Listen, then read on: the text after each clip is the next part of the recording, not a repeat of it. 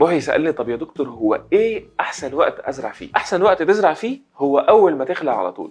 طب ليه؟ لان ببساطه شديده جذور الضرس دي احنا لسه شايلينها، فمكانها فاضي، مكانها في العظم فاضي. بحط الزرعه بكل سلاسه وسهوله وانسجام، العظم بيلم عليها على طول بسرعه وبيتكون حواليها بسرعه، واللثه بتقفل فوقيها كأن ما عملناش اي حاجه، فبالتالي بتبقى زرعه سهله قوي وبسيطه وجميله، واوقات كتير ما بنحتاجش اصلا نعمل فيها دليل جراحي. اوكي؟ ده انسب وقت.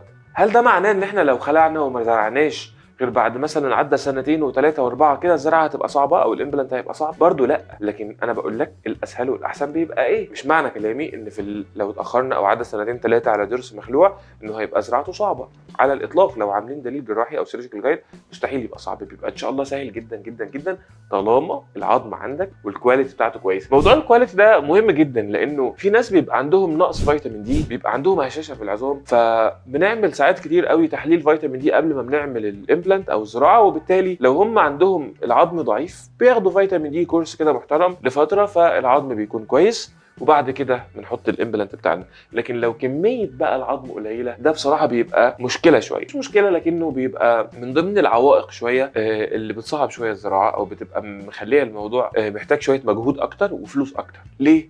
لان لازم شرط اساسي لنجاح الامبلانت او الزراعه انه يكون الزرعه دي متحوطه بالعظم من كل الاتجاهات، وبالتالي لو العظم رفيع او كميته قليله انا محتاج ان انا اعوض بدل الحته اللي العظم فيها قليل، محتاج اعوض بشويه عظم تانيين صناعي، بحيث ان برضو في الاخر المحصله بتاعتي ان الزرعه تكون متحوطه بالعظم من كل الاتجاهات. اوكي؟ هعمل ده ازاي؟ ببساطه بيكون عندنا حاجه اسمها بدايل عظم، اوكي، او عظم صناعي. ده معمول ازاي؟ بيكون عباره عن بودر ابيض، خلينا نبسط الموضوع خالص ونقول ان هو عباره عن كالسيوم مطحون شبه الدقيق الابيض كده بالظبط، بيتحط حوالين الزرعه وبنقفل خالص عليها، وبالتالي بيدوب الدقيق الابيض ده او الكالسيوم او العظم المطحون ده بيدوب، وبيتكون بعد كده ايه؟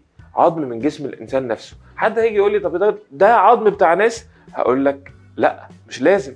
في عظم بيبقى بتاع ناس، وفي عظم بيكون متاخد من البقر، وفي عظم بيكون متصنع، وفي عظم يكون متاخد منك انت ذات نفسك. احسن حاجه فيهم ايه؟ اللي هو متاخد منك انت، لكنه بتكون يعني بنبقى صعبنا الموضوع اكتر عليك شويه، فبالتالي طبعا مش عايزين نعمل للمريض زرعه فنفتح له بقى عمليه كبيره وناخد حته عظم من هنا. احنا كل ما كان الاجراء بتاعنا سهل وبسيط وسريع كل ما انا كده كنت دكتور اشطر واحسن. ليه؟ ما تعبتكش معايا خالص كمريض، خليت لك الموضوع سيمبل وبسيط، وفي الاخر انت بقى عندك زرعه جميله بتاكل عليها. هو ده المين ايشو بتاعك، هو ده هدفك، ان انت عندك ضرس جميل بتاكل عليه وحافظت على الضروس اللي قبل واللي بعد الضرس اللي مخلوع ما بردتهمش وما عملتش